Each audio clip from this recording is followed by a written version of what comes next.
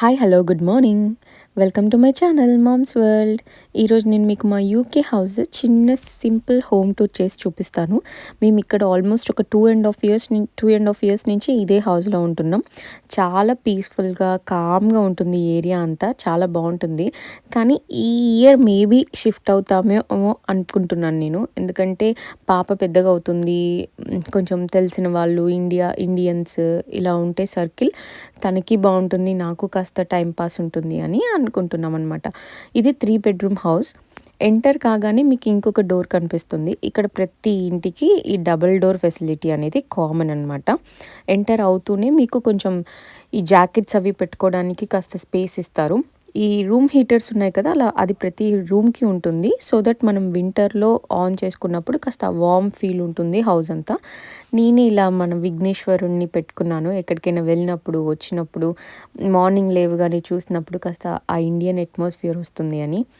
ఇలా హాల్ వచ్చేసిందండి. చాలా స్పేషియస్గా ఉంటుంది.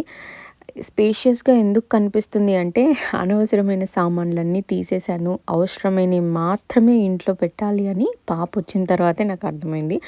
ఎందుకంటే తన సామాన్లే, తన బొమ్మలే ఇంటి నిండా నిండిపోతూ ఉంటాయన్నమాట. అందుకని ఏది అవసరమో అదే పెట్టుకుంటే ఇల్లు కూడా శుభ్రంగా ఉంటుందన్నమాట. ఇలా ఇంకొక డోర్, ఇది ఓపెన్ చేయగానే ఓపెన్ కిచెన్ టైప్లో వచ్చింది. నాకు ఈ కిచెన్ ఏరియా లిటరల్గా చాలా ఇష్టం. ఎందుకంటే చాలా స్పేషియస్గా, చూసారా ఎన్ని డ్రాస్ ఉన్నాయి, ఎన్ని కబోర్డ్స్ ఉన్నాయి, చాలా స్పేషియస్గా ఉంటుంది.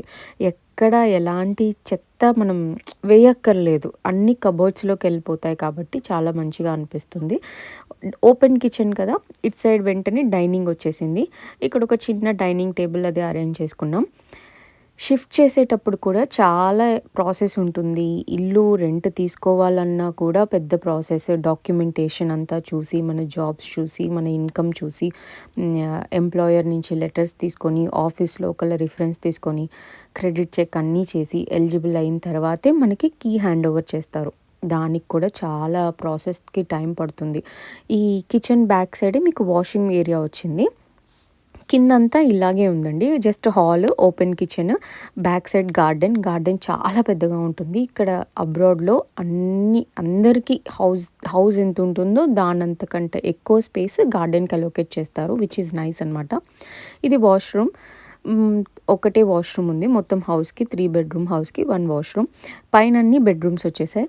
ఇప్పుడు నేను ఓపెన్ చేస్తున్న బెడ్రూమ్ వచ్చేసి చిన్న బాక్స్ రూమ్ లాగా, అంటే ఒకరు హ్యాపీగా ఉండవచ్చు అనమాట సింపుల్గా.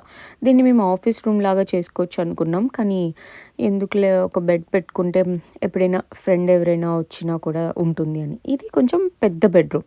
మీరు కబోర్డ్స్ చూసినట్టయితే నేను అన్ని టెంపరరీ కబోర్డ్సే చూసుకున్నాను అమెజాన్ నుంచి. 2 ఇయర్స్ నుంచి అవి అలాగే స్టేబుల్గా వస్తున్నాయి, చాలా స్ట్రాంగ్గా ఉన్నాయి, మార్చాల్సిన అవసరం రాలేదు. షిఫ్టింగ్ ఎంతైనా రెంట్ హౌస్ కదా, ఎక్కువ సామాన్లు పెట్టుకోవడం వేస్ట్ అండి. ఇక్కడ షిఫ్టింగ్ కూడా చాలా పెద్ద పని అనమాట. సో ఇట్లా 3 బెడ్రూమ్స్ వచ్చేసాయన్నమాట. ఈ ఇంటికి మేము 1400 + 200 పౌండ్స్ అంటే 1600 పౌండ్స్ పే చేస్తున్నాం monthly rent. Thank you for watching.